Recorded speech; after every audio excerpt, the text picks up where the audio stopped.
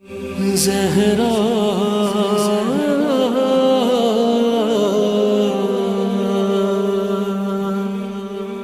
زہرا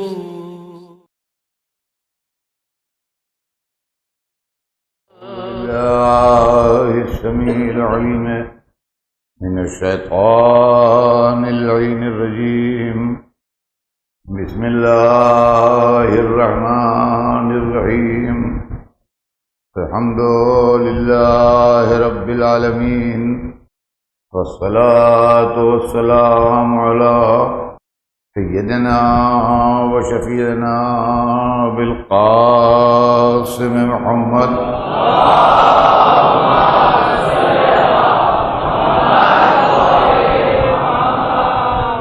وآله الطيبين الطاهرين المعصومين، ولعنة الله على أعدائهم أجمعين من يومنا هذا إلى يوم الدين. أما بعد، فقد قال الله سبحانه تبارك وتعالى في كتابه المبين وهو أصدق الصادقين. بسم الله الرحمن الرحيم.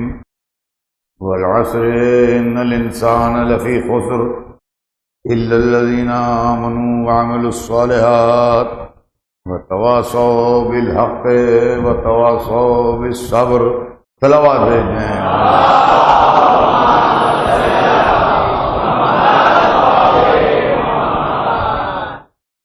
ارشاد اقدس جناب رب العزت ہے کہ عصر کی قسم، تمام انسان گھاٹے میں ہیں سوائے ان کے جو ایمان لائے ہیں اور جنہوں نے نیک عمل کیے، اور وہ لوگ جو ایک دوسرے کو حق کی وصیت کرتے ہیں، اور وہ لوگ جو ایک دوسرے کو صبر کی وصیت کرتے ہیں.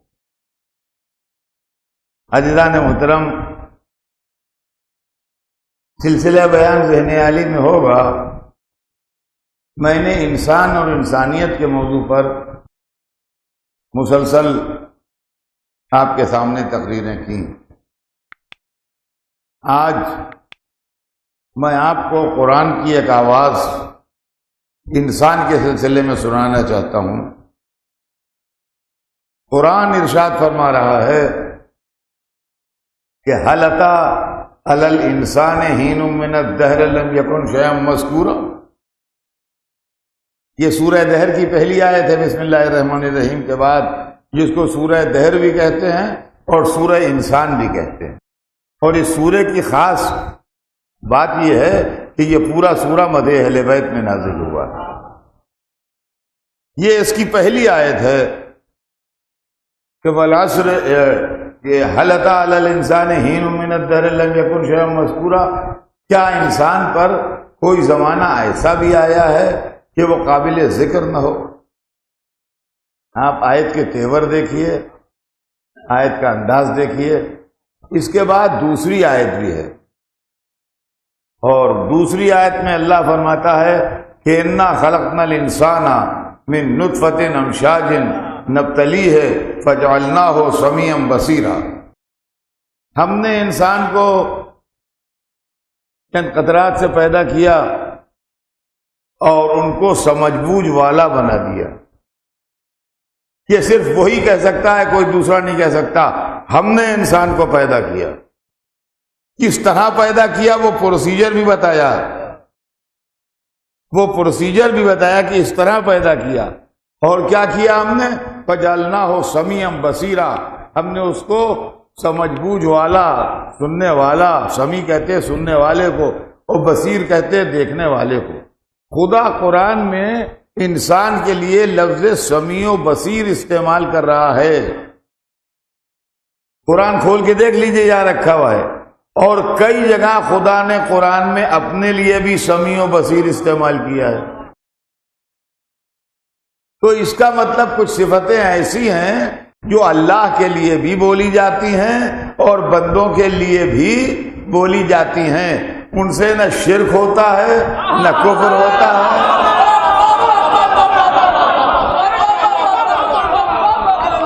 نہ بدعت ہوتی ہے، کچھ نہیں ہوتا۔ خدا نے انسان کے لیے بھی لفظ سمیع و بصیر استعمال کیا ہے اور اپنے لیے بھی لفظ سمیع و بصیر استعمال کیا ہے۔ اب جو لوگ کہتے ہیں کہ مشکل کشائی خدا کے لیے ہے، علی کو سلامات دیتے ہیں محمد،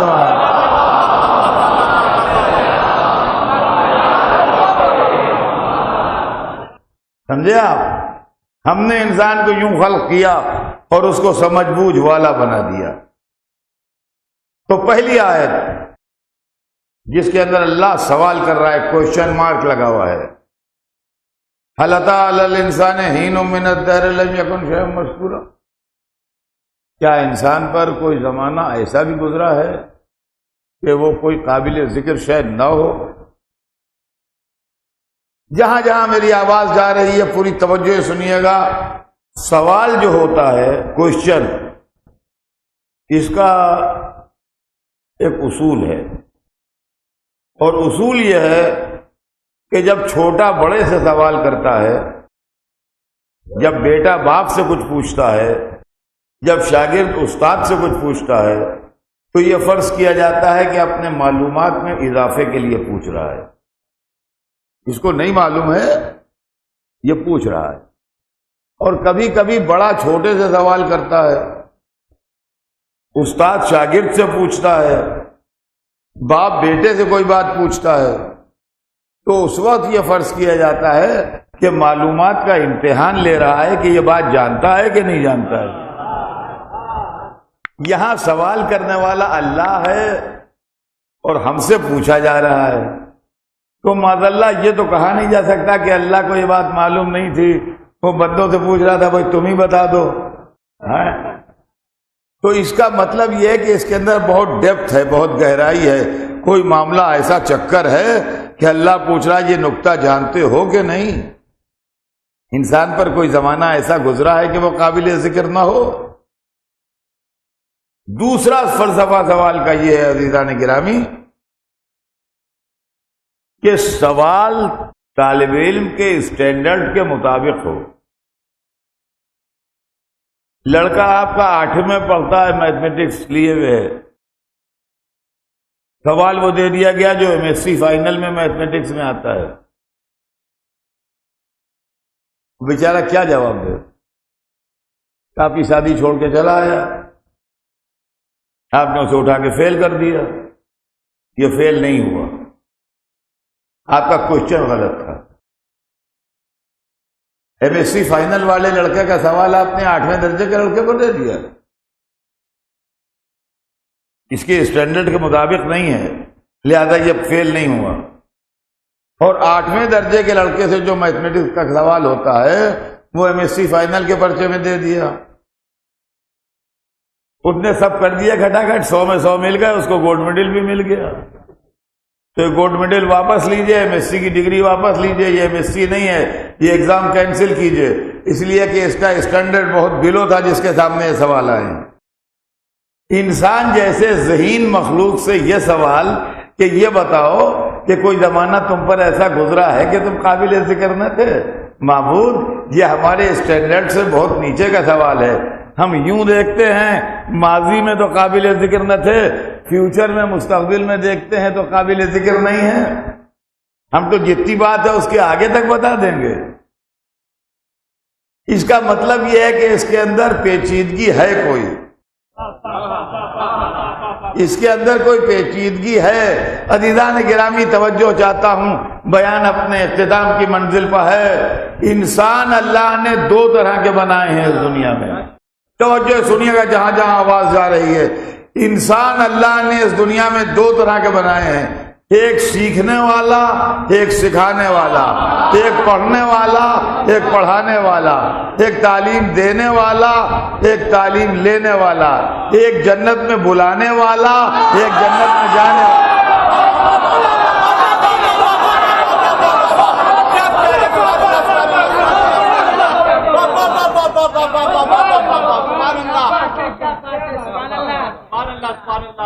انسان 2 بنائے ہیں۔ کیوں 2 بنائے ہیں؟ توجہ چاہتا ہوں۔ اس لیے دو بنائے ہیں کہ دین کا پیغام پہنچانا، کتاب کے علم کو سنبھالنا،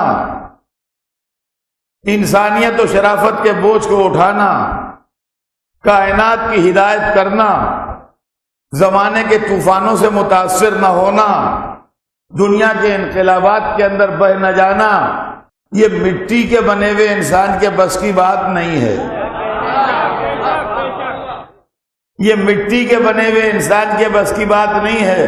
جتنا علم کا بوجھ قرآن میں ہے، انسان کا دماغ اس کا ایک حرف بھی اٹھا نہیں سکتا۔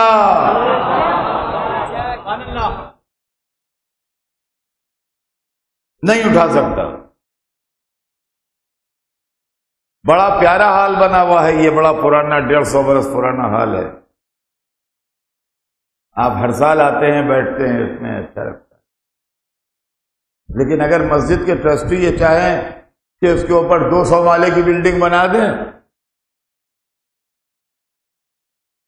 دنیا کی سب سے اونچی بلڈنگ یہاں بن جائے، مغل مسجد کا 200 فلور ہے، اس میں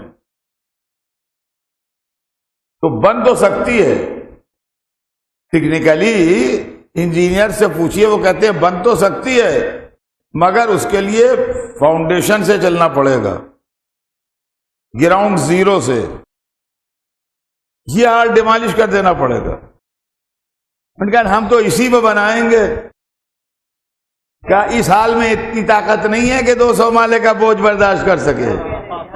یہ دیواریں نہیں رہیں گی، یہ چھت نہیں رہے گی، یہ ستون نہیں رہیں گے، اتنا ویٹ جو ہے یہ برداشت نہیں کر پائے گا۔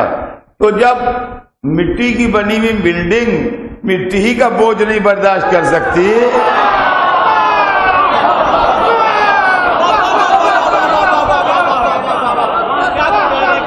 تو مٹی کا بنا انسان قرآن کا بوجھ کہاں سے برداشت کرے گا؟ تو قرآن کو اٹھائے کون؟ ابھی تک تو دنیا میں کوئی ترازو ایسا ایجاد نہیں ہوا جو قرآن کا ویٹ کر کے بتائے۔ ابھی تک تو دنیا میں کوئی ترازو ایسا ایجاد نہیں ہوا جو قرآن کا ویٹ کر کے بتائے کہ کتنا ویٹ ہے قرآن کا۔ اس لیے کہ قرآن کا ویٹ بتایا گیا مگر حد نہیں معلوم ہو پائی۔ قرآن نے اپنا ویٹ یوں بتایا کہ لو انزلنا ھذا القرآن علی جبل لرأیتہ خاشعا متصدعا من خشیۃ اللہ۔ یہ قرآن وہ ہے کہ اگر ہم پہاڑ پر اتار دیں تو تم دیکھو کہ پہاڑ سرما ہو جائے۔ اب ذرا غور کیجئے کہ قرآن کا ویٹ کتنا ہے، یہ اب بھی پتہ نہیں چلا۔ اس لیے کہ اگر ہمالیہ پہ اترے تو ہمالیہ سرما ہو جائے، تو معلومہ کوئی چیز ہمالیہ سے زیادہ طاقتور ہو تو وہ قرآن سنبھالے۔ اب سمجھیے، صلوات بھیجیے محمد پر جن کا سینہ قرآن کا بوجھ اٹھایا ہے۔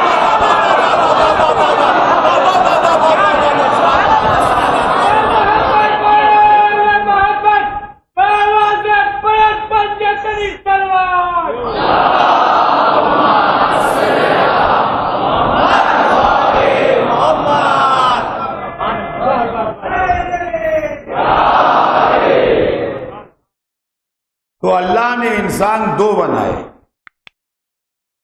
ایک پڑھنے والا انسان، ایک پڑھانے والا انسان۔ ایک سیکھے گا، ایک سکھائے گا، ایک پڑھے گا، ایک پڑھائے گا۔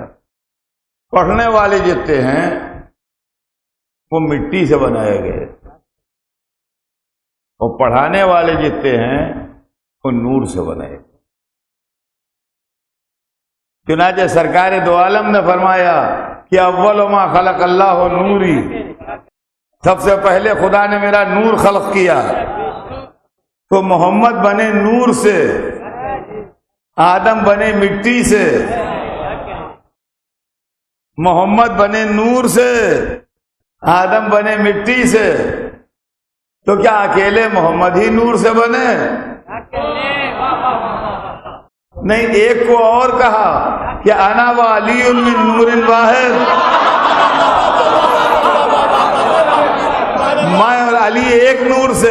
بنانے والا بھی ایک، بننے والا بھی ایک۔ دنیا کو دھوکہ ہو جاتا ہے یہ خدا ہے کہ یہ خدا ہے، کہا خدا وہ ہے جو ایک رہے گا، مخلوق وہ ہے جو ایک کے دو ہو جائیں گے۔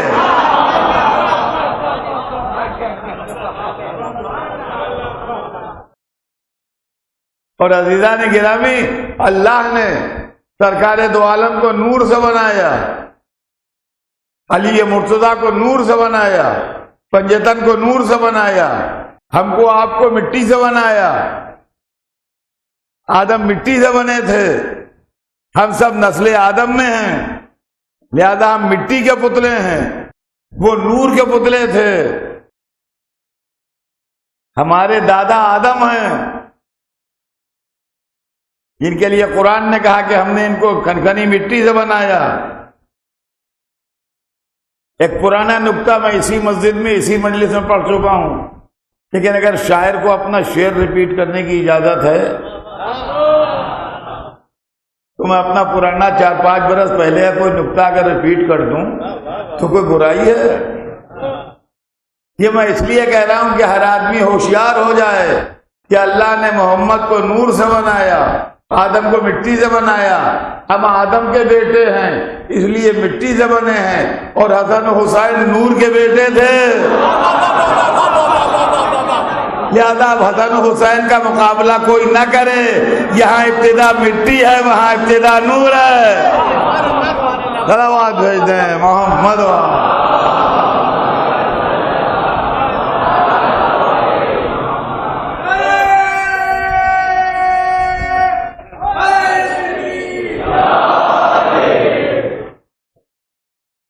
اب کیوں نور سے بنایا؟ توجہ چاہتا ہوں، بہت جلدی جلدی گزر جاؤں گا میں اپنی منزل۔ کیوں نور سے بنایا؟ مذہب کو پہنچانے کے لیے، قرآن کا علم سنبھالنے کے لیے مٹی کا بنا انسان کافی نہیں، لہذا ضرورت اس بات کی ہے کہ جو تبلیغ کرنے والا ہو، جو علم قرآن کا حامل ہو، وہ نوری ہو۔ اگر مٹی کا بنا ہوگا تو وہ اتنا علم اپنے اندر پرزرو نہیں کر پائے گا کہ دین کی ضرورت کو پورا ہو۔ اور مٹی کا بنا آدمی جو ہے اس میں اتنی طاقت نہیں ہے کہ اتنے علم کا بوجھ اٹھائے۔ اب اس کو بالکل چھوٹی سی مثال سے سمجھ لیجئے آپ، پھر بات آگے بڑھے کہ میں مجلس میں پڑھتا ہوں، میں یہ تو دعویٰ کر سکتا ہوں کہ میں اردو زبان کا مقرر ہوں۔ اگر میں یہ کہوں کہ میں اردو زبان کا مقرر ہوں تو یہ بات غلط نہیں ہے، ٹھیک ہے۔ لیکن اگر میں کہوں کہ میں ساری دنیا کے لیے مقرر بنا کے بھیجا گیا ہوں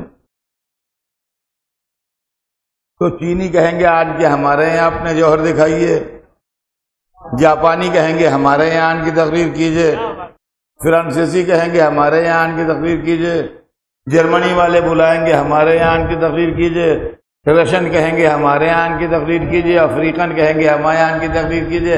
اور ہر دفعہ میرا یہی جواب ہوگا میں تو اردو میں تو کرتا ہوں تقریر، یہ زبانیں مجھے آتی نہیں۔ تو ان کا پھر آپ نے یہ کیوں کہا تھا کہ ساری دنیا کے لیے تقریر مقرر ہیں آپ؟ کہا غلطی ہو گئی تھی، کہہ دیا تھا اصل میں ہندوستان بھر کے لیے مقرر ہوں۔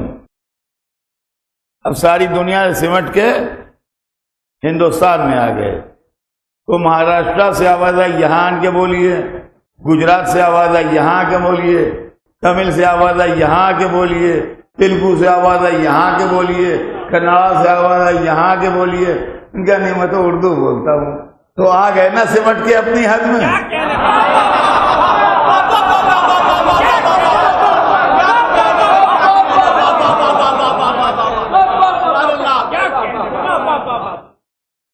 اور اگر میں چاہوں کہ دنیا کی ساری زبانیں سیکھ لوں،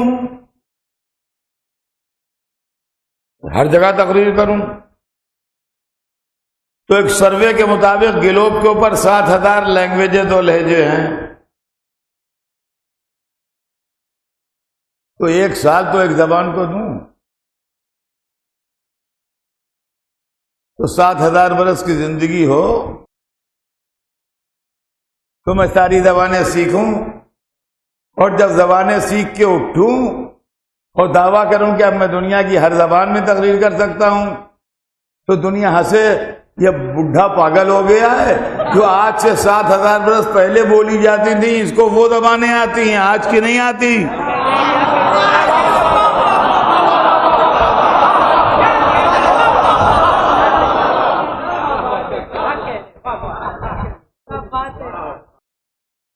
اب سمجھے آپ کہ جس کو کائنات کے لیے رسول بنا کے بھیجا گیا ہو، اگر کائنات کا پورا علم نہ ہو تو رسالت کیا کرے گا؟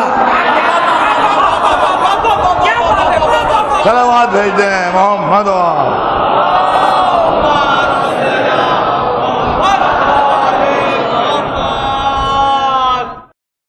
تو اللہ نے اپنے حبیب کو نور سے بنایا، اور انہوں نے اعلان کیا کہ سب سے پہلے اللہ نے میرا نور خلق کیا،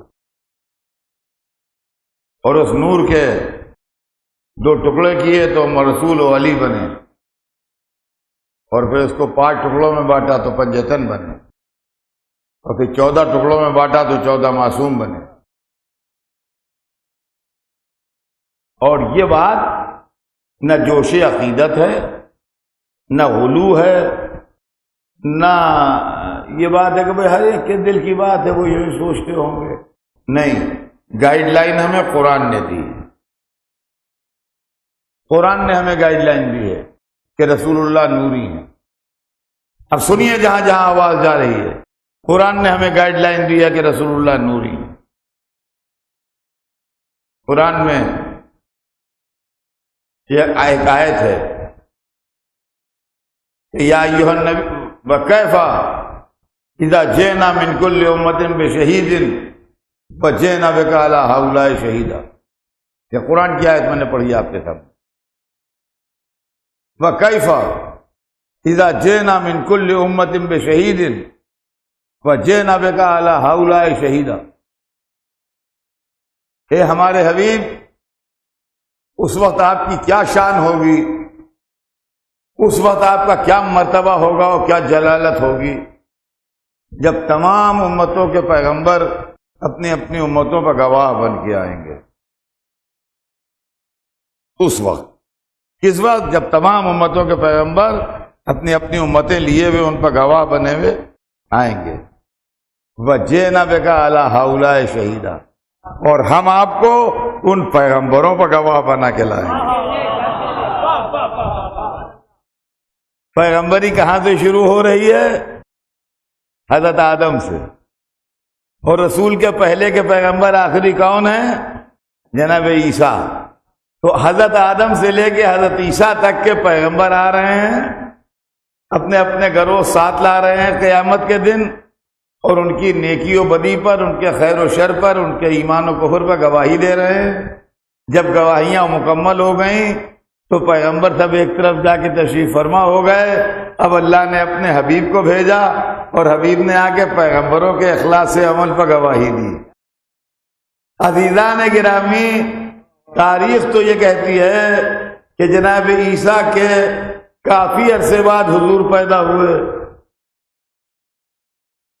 جناب عیسیٰ کے کافی عرصے بعد حضور پیدا ہوئے، 570 برس کے بعد حضور پیدا ہوئے، اور گواہی دے رہے ہیں آدم کی۔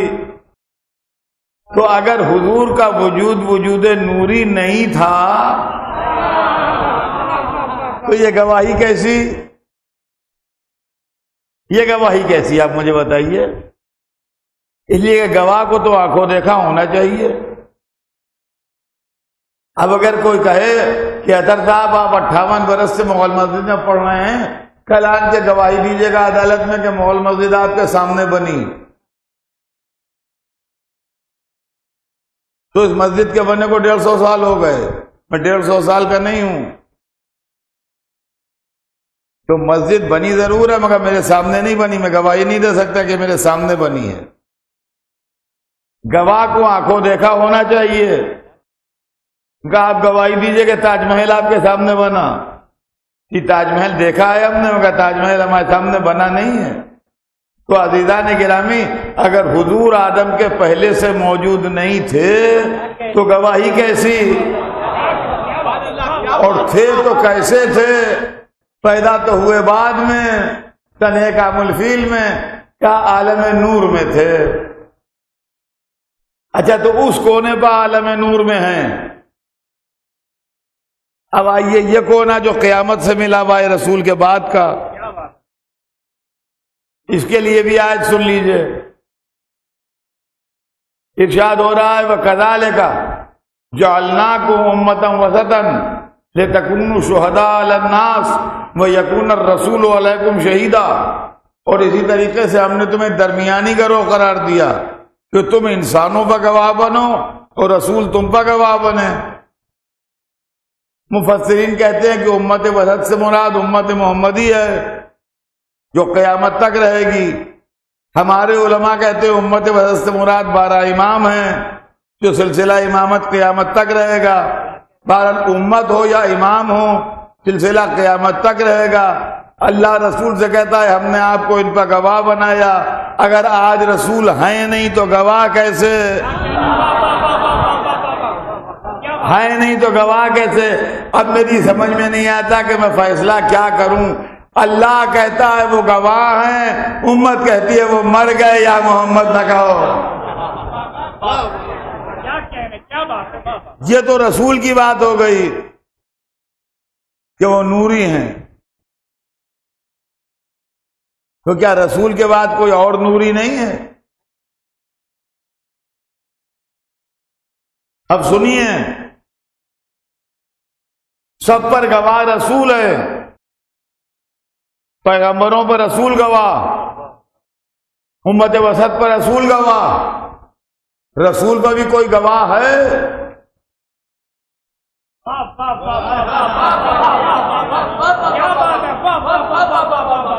تو ہم قرآن میں پھر گئے پوچھ رہے قرآن سے کہ قرآن تو ہی بتا دے رسول پر کوئی گواہ ہے کہ نہیں؟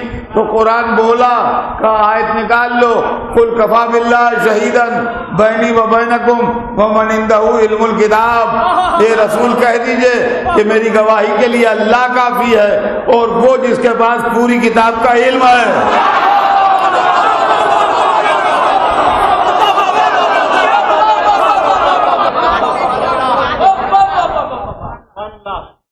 وہ کافی جس کے بعد پوری کتاب کا علم ہے۔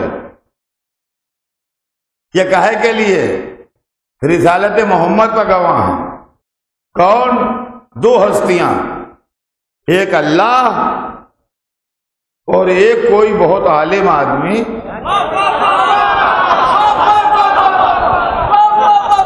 جس کے پاس پوری کتاب کا علم ہے۔ اب اس آدمی کو ڈھونڈیے کہ کون ہے۔ تو پہلے یہ دیکھیے یہ رسول کب بنے؟ تو وہ کہتے ہیں کن تو نبیًا و آدم بین الماء والطین، میں نبی تھا اور آدم پانی و مٹی میں تھے، یعنی آدم بنے نہیں تھے۔ تو آدم تو خلق نہیں ہوئے تھے جو گواہ ہوتے، تو جب آدم گواہ نہیں ہو سکتے رسالت محمد کے تو آدمی کہاں سے ہوگا؟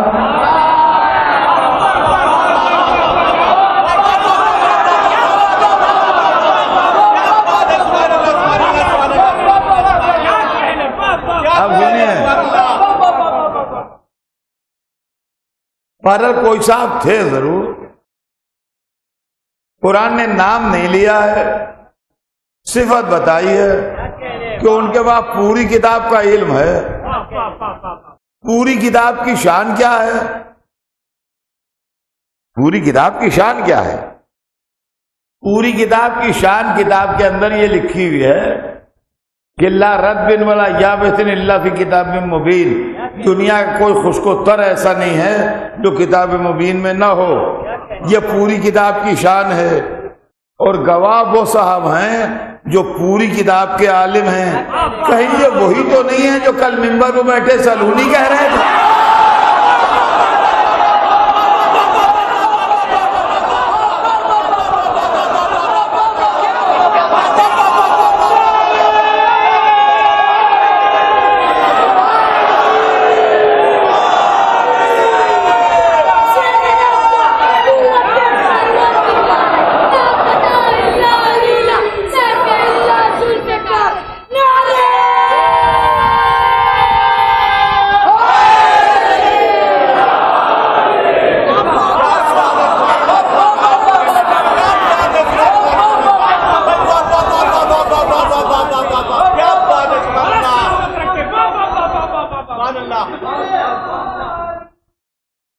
اب سنیے، میں نے 8 دن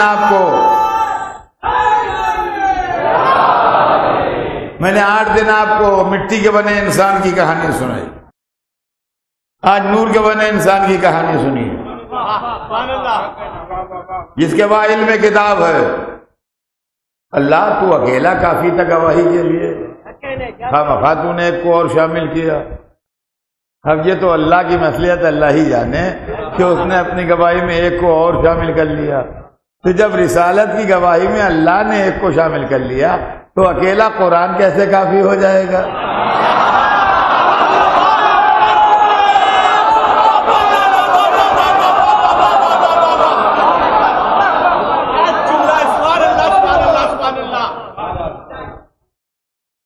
تو اب سرکار دو عالم انبیاء پر گواہ، نور کے دوسرے حصے کا کام کیا ہے جو اس وقت سے موجود ہے جب رسول کے سر پر تاج رسالت رکھا جا رہا ہے۔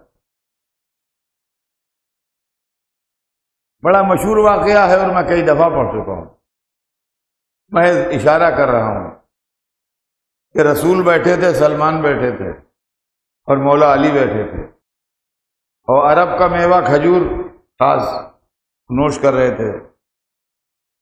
پتہ نہیں کیا ہوا کہ ایک گٹھلی سلمان کے لگی،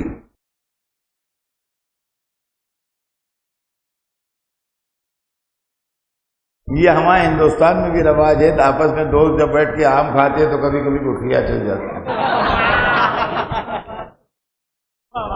سمجھے؟ تو گٹھلی لگی تو انہوں نے مڑ کے دیکھا کہ آپ مجھ بڈھے سے مذاق کرتے ہیں۔ یہ ٹریننگ ہو رہی تھی، یہ اس میں ٹریننگ کلاس تھا، سلمان سمجھ نہیں پائے تو کہنے لگے سلمان کیا بہت بڈھے ہو؟ ان کا میں اتنا ہوں۔ کہنے لگے تمہیں وہ واقعہ یاد ہے جب تمہیں شیر نے گھیرا تھا جنگل میں؟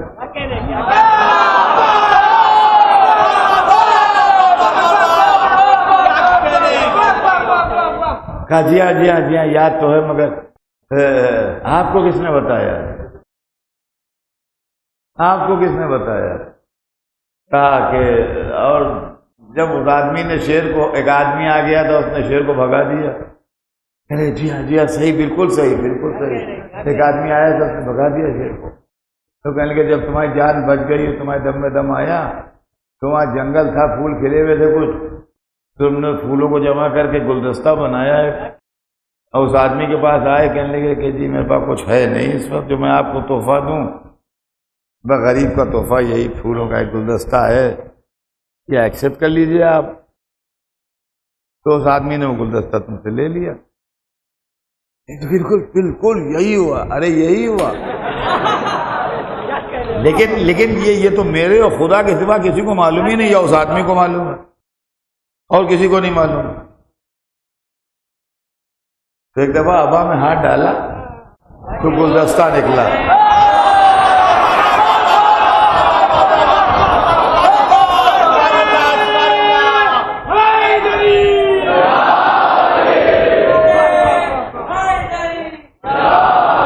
گلدستہ نکلا، کہا دیکھو سلمان پہچانو کہیں یہی تو، یہ گلدستہ تو نہیں تھا۔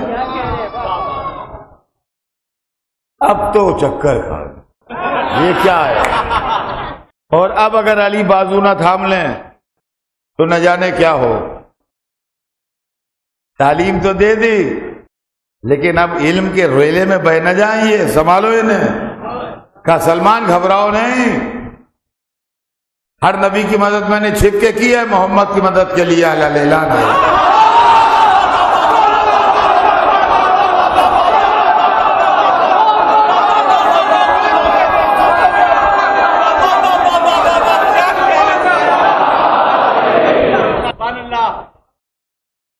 یہ علی ادارہ ہیں اس کونے پر، ایک نور کو تصدیق کے لیے چھوڑا، ایک نور کو مدد کے لیے خلق کیا۔ اب علی اس رسول کے لیے تو میں نے آیت پڑھی، اس کا نعرے پہ امت وسط کے گواہ، یہ بھی قیامت والے اینڈ پہ ہیں کہ نہیں؟ پھر سنیے قرآن، آج بات پوری قرآنی سے ہے۔ قرآن میں سورہ ہے، بسم اللہ الرحمن الرحیم کے بعد ارشاد ہو رہا ہے اذا زلزلت الارض زلزالها واخرجت الارض اثقالها وقال الانسان ما لها۔ سنیے انسان کو پہچانیے۔ اذا زلزلت الارض زلزالها، جب زمین کو زور زور سے جھٹکے دیے جائیں گے۔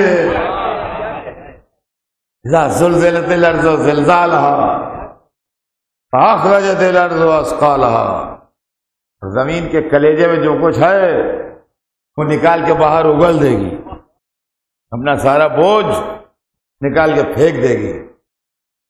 وقال الانسان ما لها، پہچانیے انسان، میں اپنے موضوع سے الگ نہیں ہو رہا ہوں۔ وقال الانسان ما لها، کہ انسان کہے گا تجھے کیا ہو گیا ہے؟ تو یہ نہ سمجھے کہ آپ ہوں گے وہ انسان۔ ارے کسی ملٹی سٹوری بلڈنگ کے ملبے میں مرے پڑے ہوں گے دبے، وہاں پوچھنے کے لیے بیٹھے ہوں گے کہ تجھے کیا ہو گیا۔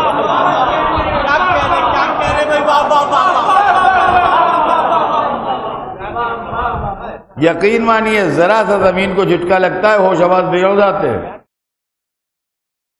ابھی تھوڑے دنوں پہلے لکھنؤ میں زلزلہ آ چکا ہے، برا حال ہو گیا تھا لوگوں کا، ہم نے اپنی آنکھوں سے دیکھا، نہ کہ زمین کے اتنے جھٹکے کھائے کہ زمین کا کلیجہ پھٹ جائے۔ قال الانسان ما لها، انسان کہے گا تجھے کیا ہو گیا ہے؟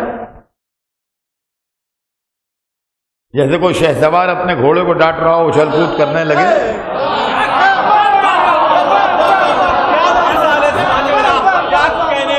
تجھے کیا ہو گیا ہے؟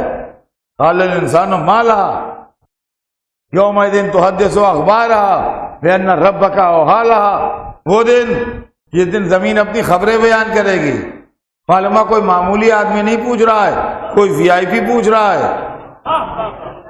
اللہ وہی بھیج رہا ہے کہ انسان پوچھ رہا ہے بولتی نہیں، انسان پوچھ رہا ہے بولتی نہیں، تو زمین جلدی جلدی اپنی خبریں سنانے لگے گی، رپورٹ دینے لگے گی۔ اب سمجھے آپ ابو تراب کا کیا معنی ہے؟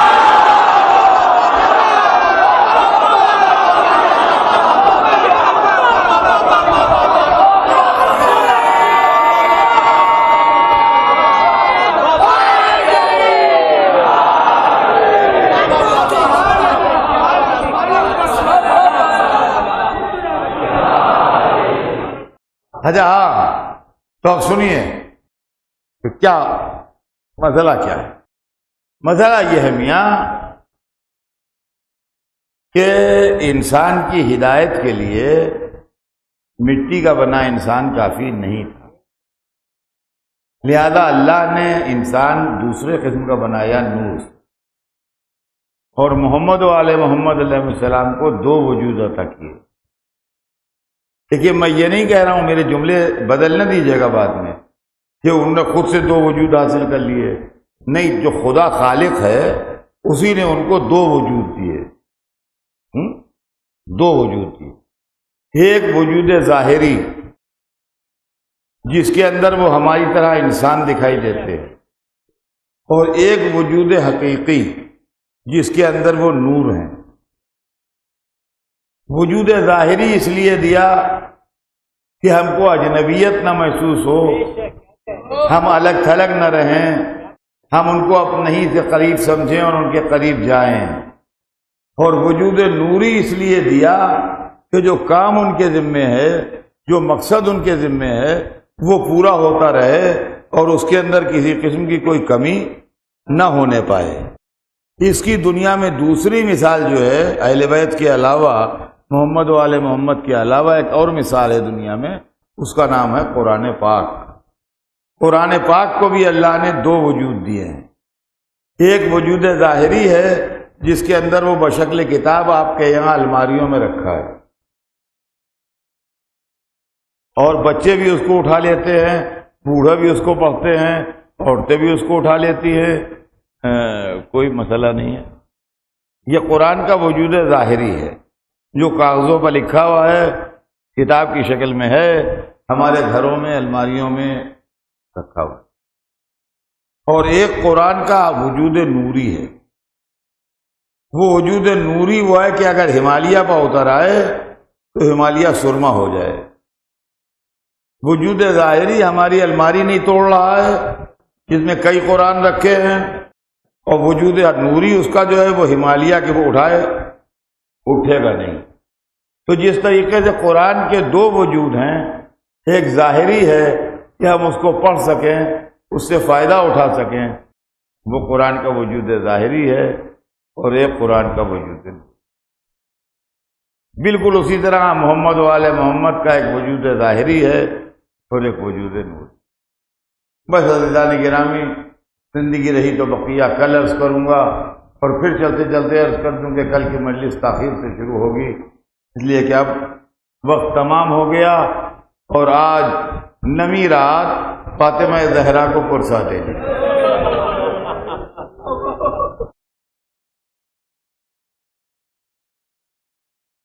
یہ حسین پر رونے کی راتیں ہیں،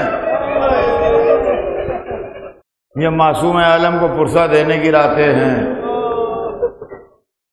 سیدہ مجلس میں آتی ہیں اپنے بچے کی سوگوار بن کے، اور دعائیں دیتی ہیں، طوبیٰ لکم یا احبائی، خوشا حال تمہارا میرے بچے کے رونے والوں، تم اس پر رو رہے ہو جس کی رونے والی نہ ماں ہے نہ باپ۔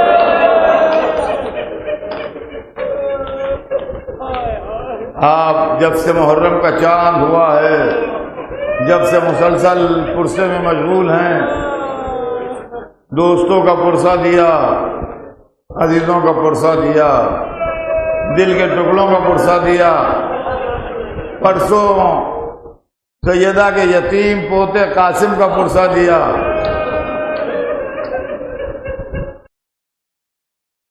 کل سیدہ نے جس کو اپنا فرزند کہا ہے عباس علمدار کا پرسہ دیا۔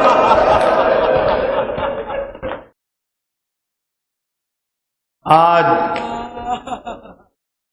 شہزادہ علی اکبر کے پرسے کی رات ہے۔ میں جب سوچتا ہوں کبھی کبھی تو میرا دل تڑپنے لگتا ہے، میں بھی انسان ہوں، واقعات تاریخ جب میری آنکھوں کے سامنے سے گزرتے ہیں، پھر میں نفسیات انسانی کے حساب سے بھی سوچتا رہتا ہوں، جو مجلس پڑھتا ہوں۔ کسی ماں کو اگر کوئی بڑا خوبصورت بیٹا مل جاتا ہے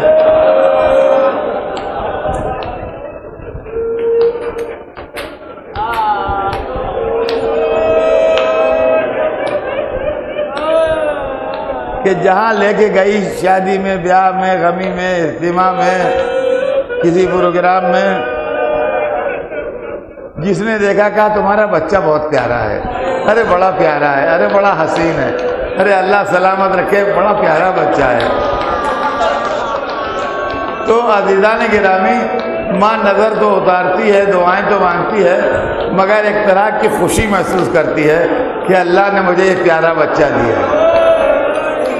یہ نفسیاتی فطرت ہے، آپ سے زیادہ میری بہنیں بیٹیاں اس کو سمجھیں گی۔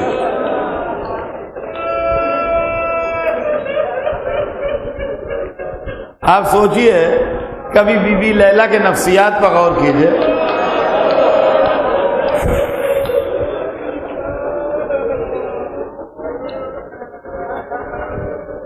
علی اکبر ہمیشہ 18 برس کے تو تھے نہیں، بچپن میں اپنی ماں کی گود میں رہتے ہوں گے، اپنی پھوپھی کی گود میں رہتے ہوں گے، ساتھ جاتے ہوں گے، ساتھ آتے ہوں گے، ہر ایک تعریف کرتا ہوگا۔ جب اور ذرا بڑے ہوئے ہوں گے تو لوگ کہنے لگے ہوں گے کہ اس میں تو رسول اللہ کی جھلکیاں نظر آ رہی ہیں،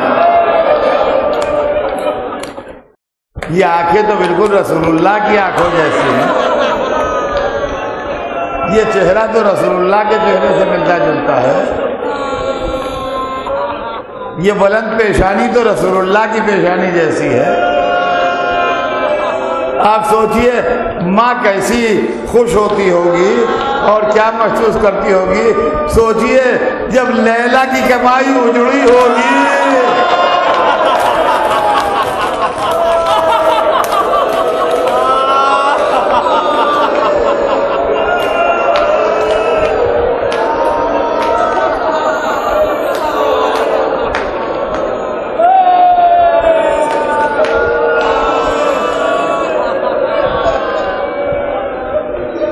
اجرکم علی اللہ.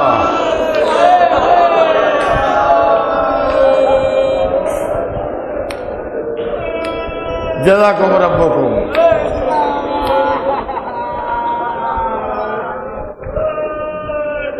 اور ایک روایت سنا دوں آپ کو. کتاب میں میں نے پڑھا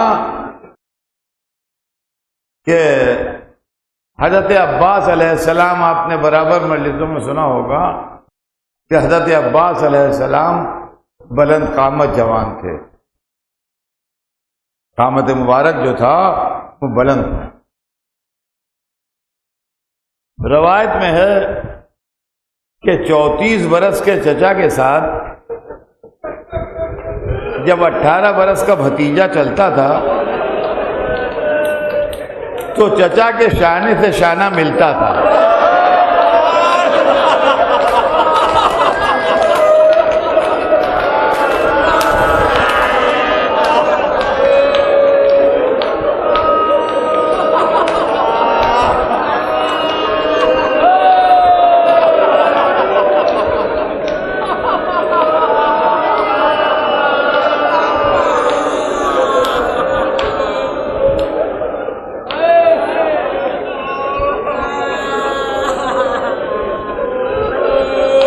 کیا میں سوال کروں کہ اے موت، کیا یہ شباب اسی دن کے لیے آیا تھا کہ بوڑھا باپ لاشا اٹھائے؟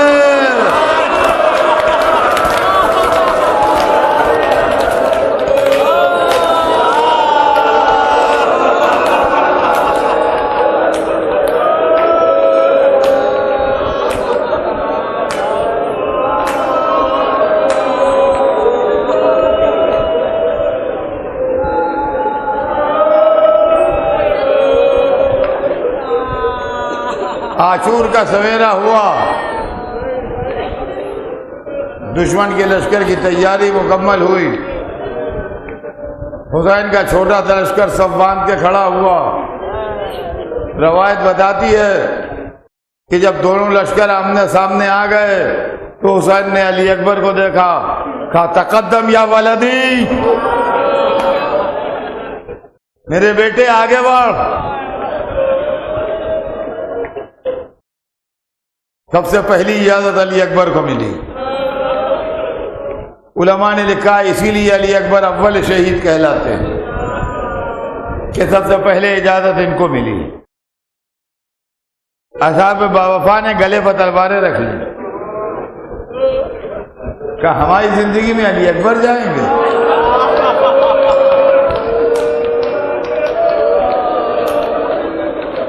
یہ نہیں ہوگا. جب ہم نہ رہے تو اختیار ہے. اصحاب کی گزارش پر حسین نے علی اکبر کو روک لیا. دوست تمام ہوئے، عزیزوں کی باری آئی. عزیز تمام ہوئے، دل کے ٹکڑوں کی باری آئی. دل کے ٹکڑے تمام ہوئے، اب علی اکبر اکیلے تھے.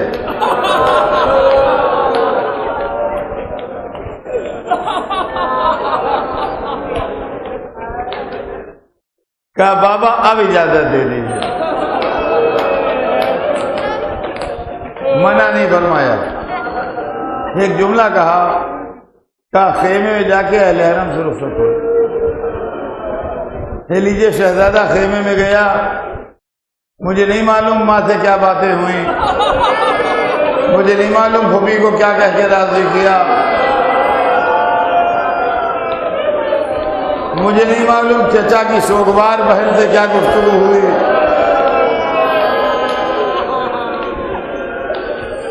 مجھے اتنا معلوم ہے کہ شہزادہ نکلنا چاہتا ہے، بیویاں روک لیتی ہیں، خیمے کا پردہ اٹھتا ہے وہ گرتا ہے، اٹھتا ہے وہ گرتا ہے. اور ایک مرتبہ علی اکبر نکلے، ایسا لگا جیسے بھرے گھر سے جنازہ نکل گیا.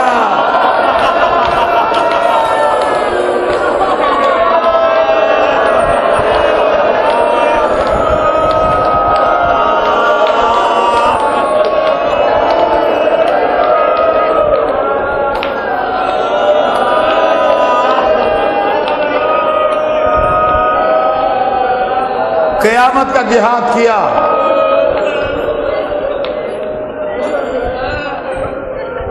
بکر ابن غانم کو قتل کر کے آئے باپ کے سامنے، کہا بابا کیا پانی کوئی سبیل ہو سکتی ہے؟ باپ نے کہا بیٹا ان قریب تیرے دادا تجھے آب کوثر سیراب کرے۔ یہ لیجیے علی اکبر پھر پلٹ گئے۔ خیمے کے دروازے پر بی بی لیلا کھڑی تھیں، وہ خیمے میں چلی گئیں۔ شہزادی زینب در خیمہ پر آ گئیں، حسین خیمے کے دروازے پر کھڑے ہوئے۔ ایک آواز آئی، یا بتا علیک منی السلام۔